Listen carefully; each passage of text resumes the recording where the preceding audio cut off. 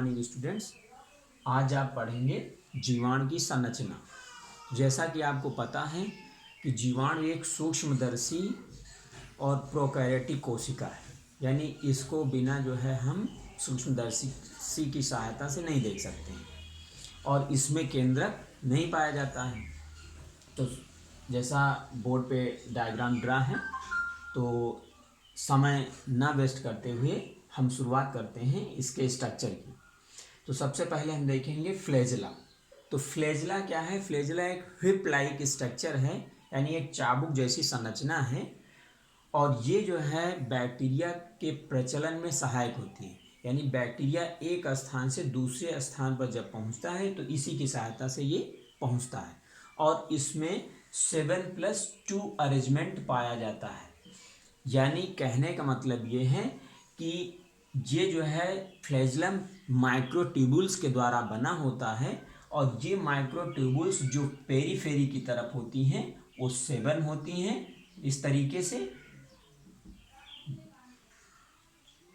7 होंगी बाहर की तरफ और 2 जो है अंदर की तरफ होंगी। तो ये अरेंजमेंट क्या कहलाता है? 7+2 अरेंजमेंट कहलाता है। और इसी तरीके से अगर कोई भी यूकैरियोटिक सेल्स है उसमें अगर फ्लैजेला पाया जा रहा है तो उसमें जो है 9+2 अरेंजमेंट पाया जाता है। ठीक, तो ये रही फ्लैजेला की बात। और इसका जो सिंगुलर नंबर होता है उसको हम फ्लैजेलम कहते हैं, अगर प्लूरल नंबर हम देखेंगे तो उसको फ्लैजेला कहते हैं।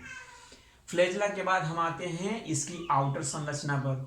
तो आउटर संरचना में इसमें बहुत सारी जो है फिम्ब्रीज बनी हुई है, यानी ये एक जो है बाल जैसी संरचना है, या इनको हम यूँ मान लें कि उंगली जैसी संरचनाएं हैं। इनके द्वारा बैक्टीरिया क्या करता है? किसी भी सतह पर चिपकता है, यानी किसी भी सतह से जो है अधेयर हो जाता है, उससे जो है कांटेक्ट में आ जाता है। या इसका दूसरा भी कार्य है, जब वहाँ पर बैक्टीरिया में लैंगिक जनन के अंतर्गत कॉन्जुगेशन होता है तो उसमें भी ये सहायक होते हैं।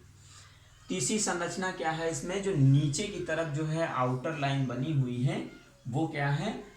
कैप्सुलेटेड, यानी कैप्सूल्स। ये संरचना जो है यहाँ पर एक कैप्सूल वाली पूरी संरचना पूरे बैक्टीरिया के ऊपर बनी होती है और यह एक स्लाइम जैसी संरचना होती है। यानी ये क्या है? ये बैक्टीरिया को जो है प्रोटेक्ट करती है। अगर कहीं भी बैक्टीरिया पाया जा रहा है या किसी विपरीत परिस्थितियों में है तो ये जो कैप्सूल है इसकी संरक्षा करता है। इसके जस्ट नीचे जो है यहाँ पर सेल वॉल पाई जाती है। तो जैसा कि आपको पता है कि पौधों की कोशिकाओं में भी सेल वॉल पाई जाती है और बैक्टीरिया की कोशिकाओं में भी सेल वॉल पाई जाती है। तो सेल वॉल इसकी प्रोटेक्टिंग लेयर है, यानी सबसे आउटर मोस्ट लेयर है और ये क्या करती है? ये भी जो है इसकी सुरक्षा करती है और ये जो है पॉलीसैकेराइड्स तथा लिपिड की बनी होती है। तो इन दोनों को मिलाकर जो संरचना बनती है उसको हम क्या कहते हैं? म्यूकोपेप्टाइड। ठीक, अगली संरचना जो है इसके जस्ट नीचे जो है पाई जाती है उसको हम क्या बोलते हैं? Plasma membrane. जैसा आपने पढ़ा होगा कि जो जंतु कोशिकाएं होती हैं उसमें जो है सेल वॉल नहीं पाई जाती, उसमें केवल प्लाज्मा मेम्ब्रेन पाई जाती है या सेल मेम्ब्रेन पाई जाती है। तो उसी तरीके से यहाँ पर ये जो है एक संरचना होती है जिसको हम क्या कहते हैं? प्लाज्मा मेम्ब्रेन कहते हैं। प्लाज्मा मेम्ब्रेन के अंदर में जो है साइटोप्लाज्म पाया जाता है और साइटोप्लाज्म के अंदर जितने भी समस्त कोशिकांग होते हैं जीवाणु के वो सारे इसके अंदर निहित होते हैं। तो सबसे सेंटर में हम देख लेते हैं। तो सेंटर में क्या है? इसमें डीएनए पाया जा रहा है और इसका डीएनए जो है एज ए न्यूक्लियोइड कहलाता है। क्यों? क्योंकि डीएनए के ऊपर जो है इसमें कोई भी मेम्ब्रेन नहीं पाई जाती है जैसा कि यूकैरियोटिक सेल्स में पाया जाता है। यानी यूकैरियोटिक सेल्स में न्यूक्लियस पाया जाता है और इसमें हम न्यूक्लियस नहीं देखते हैं या न्यूक्लियस नहीं मिलता है, तो डीएनए की संरचना को ही हम न्यूक्लियोइड कह देते हैं। ठीक, अगला है इसमें जो लिक्विड सब्सटेंस होता है उसके अंदर बहुत सारी संरचनाएं पाई जाती हैं और बहुत सारे जो है एंजाइम्स पाए जाते हैं। तो ये एंजाइम्स क्या करते हैं? इसकी संरचना को या इसमें पोषण वगैरह जहाँ से भी ये गेन करता है वहाँ पर एंजाइमेटिक जो प्रक्रियाएं होती हैं उसमें रोल अदा करते हैं। और इसमें सबसे बड़ी एक संरचना पाई जा रही है मीजोसोम्स। तो मीजोसोम्स के बारे में हम देख लेते हैं। तो मीजोसोम्स क्या है, जो इसकी मेम्ब्रेन होती है या प्लाज्मा मेम्ब्रेन होती है, उसी की फोल्डिंग होकर एक स्पेशल संरचना बन जाती है, जिसको हम क्या कहते हैं, मीजोसोम्स। तो मीजोसोम्स का कार्य क्या होता है, मीजोसोम्स एक रेस्पिरेटरी ऑर्गन्स की तरह कार्य करने लगता है और इसी के द्वारा जो है यहाँ पर रेस्पिरेशन परफॉर्म किया जाता है।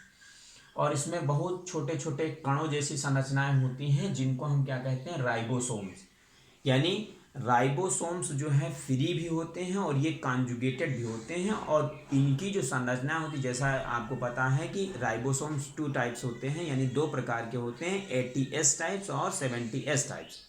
तो जो बैक्टीरिया होता है उसमें केवल 70S टाइप राइबोसोम्स पाए जाते हैं, और ये फ्री भी होंगे और कॉन्जुगेटेड भी होंगे। अगर ये 2 से अधिक संख्या में आपस में पाए जा रहे हैं तो यहाँ पर इनको हम क्या कहेंगे, पॉलीसोम्स कहेंगे।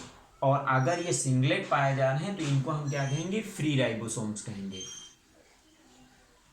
तो इस प्रकार से ये एक बैक्टीरिया की संरचना है, और जिसमें कि तमाम प्रकार के ऑर्गेनेल्स पाए जाते हैं, और इस तरीके से बैक्टीरिया जो है कहीं भी जाकर जो है अपने पोषण को गेन कर सकता है, या कहीं भी जाकर बीमारी को फैला सकता है, या ये किसी भी प्रकार से लाभदायक भी हो सकता है। ये जरूरी नहीं होता है कि बैक्टीरिया सदैव हानिकारक ही रहे।